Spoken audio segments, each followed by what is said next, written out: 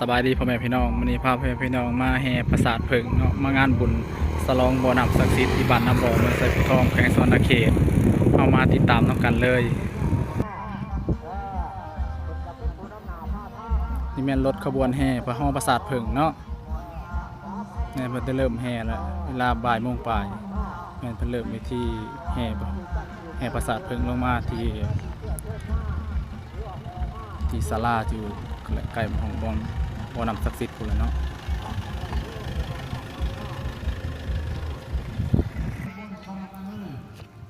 กันบุญในปีนี้เพิ่นมีการจุดบั้งไฟนะเพิ่นได้แห่บั้งไฟลงมานำเนาะ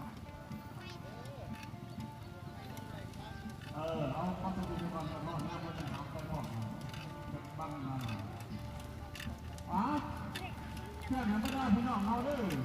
เวลานี้ขบวนการแห่เขาประกาศถึงของเราแห่บังไฟกำลังฮอดก่อนจะฮอดสุดทันทีของเขาแล้วฮอดต้นเขาแห่กันด้วยท่านเชิญพี่น้องเอาเจ้าผู้ตามบริษัททั้งหลายออกต้นทางขบวนแห่ประกาศถึงของเขาพ่อก็แห่กลับมาได้สุดทันทีแห่อ้อมฮอกต้นมองไงแล้วเนาะฮอกประกาศถึงน้ำตัวจากนั้นก็มีต้นทองนี่ขบวนแห่บังไฟของเราเนาะเชิญพี่น้องเราไม่ต้องทำขบวนอยู่ที่ผมบอกว่า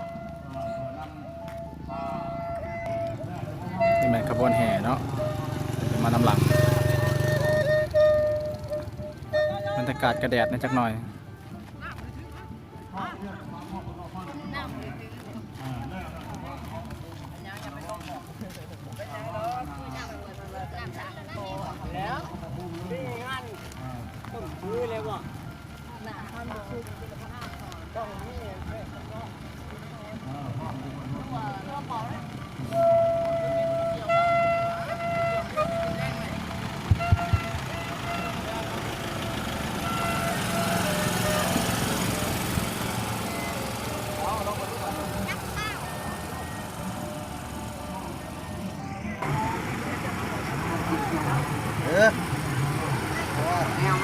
ไม่ครบคนแห่พอแล้ว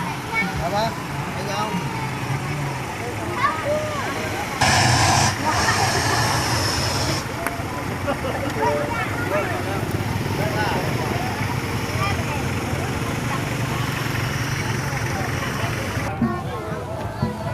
ขบวนแห่บั้งไฟพี่น้อง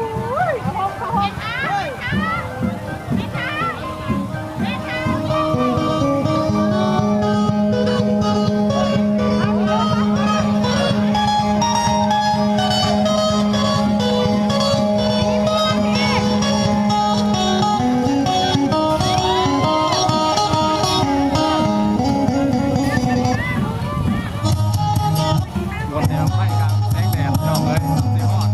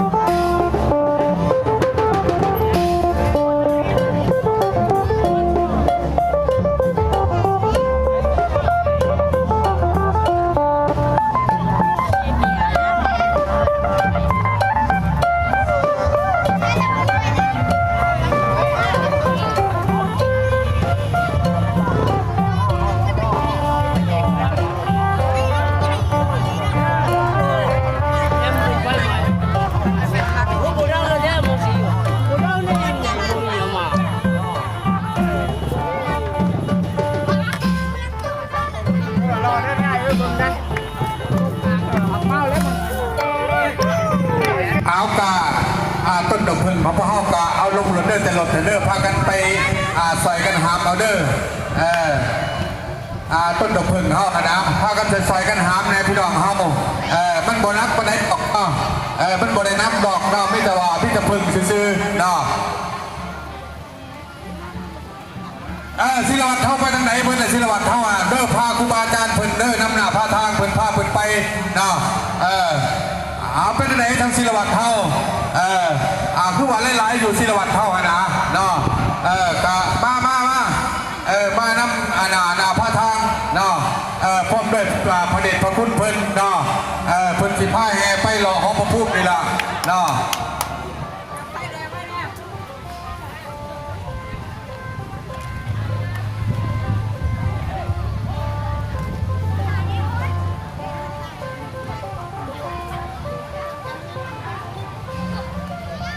เอาเป็นที่ไหนบังไพ่เอามาพัดไว้เด้อ3 บังเด้อเอามาพัดไว้ก่อนบังไพ่เนาะบังไพ่นั่นให้ทั้งสายสุริพลเอามาพินเดอร์3 บังเนาะ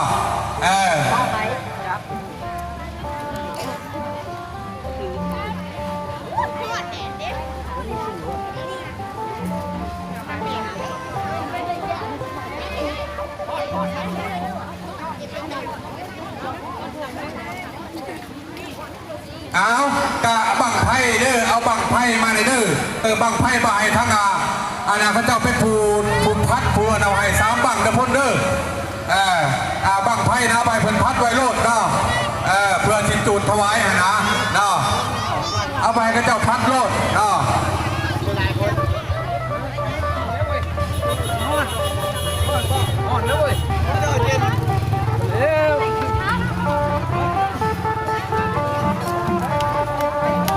3 บังไพ่นะเอาไปให้สร้างพระเจ้าก่อนเด้อ3 บังเด้อเอาไปให้พระเจ้าพัดไว้สักวันเนาะ3 บังไพ่นั่นจะเอามาล่อถาจะนี่เพื่อสิภาคส่วนที่เหลือก็เอาแห่ล่อสักวันเนาะ3 บังนะไปให้พระเจ้าพัดผู้ใดทั้งสร้างพระเจ้าผู้เด้อ3 บัง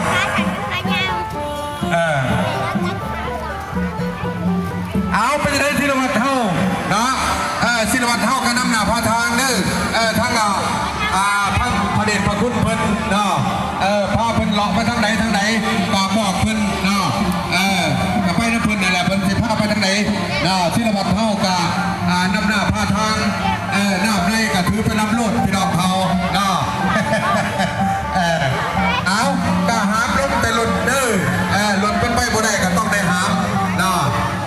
รถกันต้องก็ขับมาโลดเอาเขามาฮอดรถพี่โก้เอามาจอดเสียบอยู่หันละเนาะเอานับเข้ามาพี่น้องเขานับเข้ามา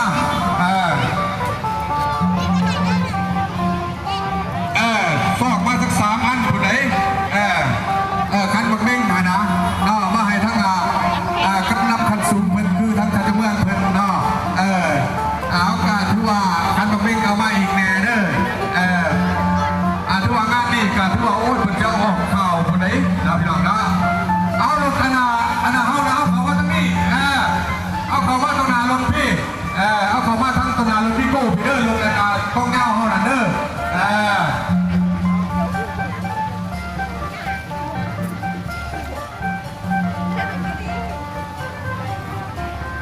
แม่อ้อของผม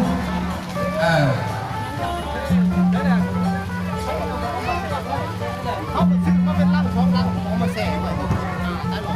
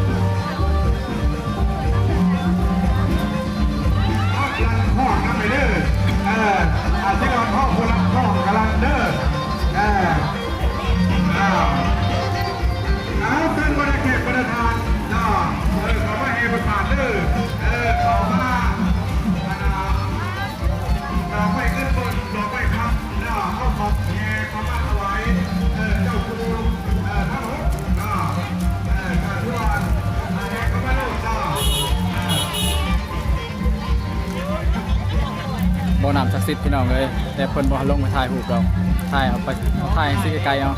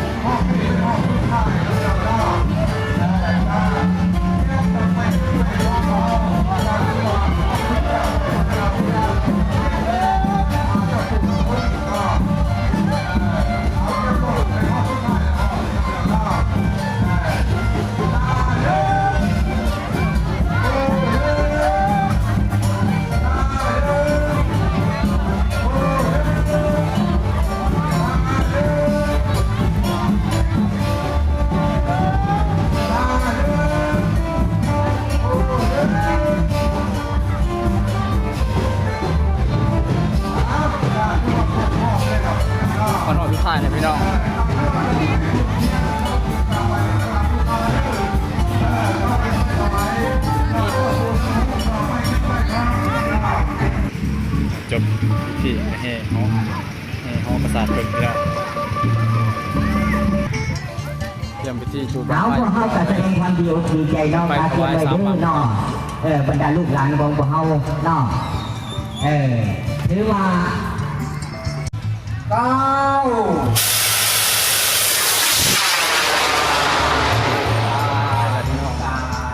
อนุโมทามิขอไว้วอนกินฟัดนี้และคณะไต่ไว้กินสักหนึ่งที่นี่ปรุงโบให้เก็บพวกเฮาเนี่ยครับผู้ว่ามื้อนี้เศร้าบันนาโบของพวกเฮาก็คือญาติพี่น้องการทำงานเนาะในการเฉลิมฉลองทองเทียน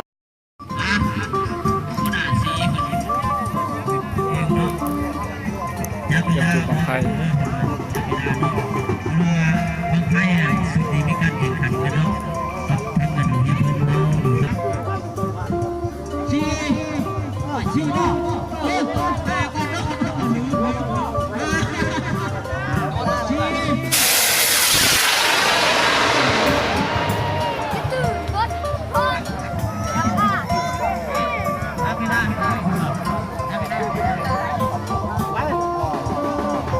โอ้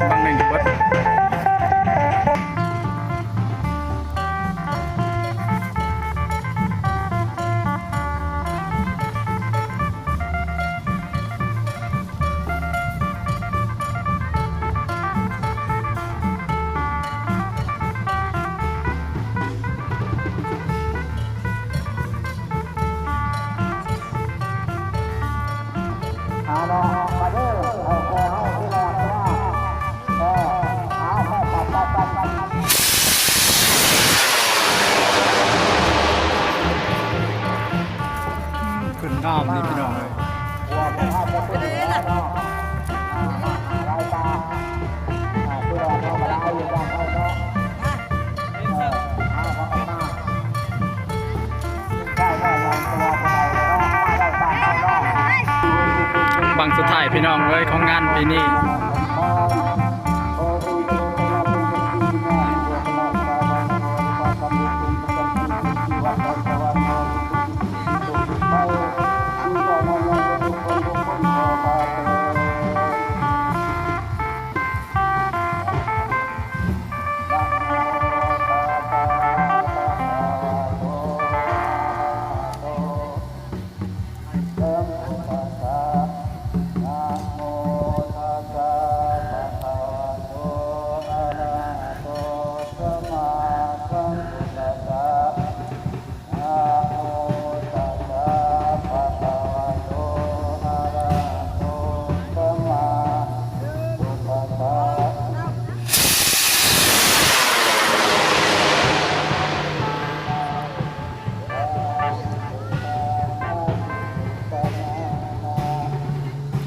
เบิดพี่น้อง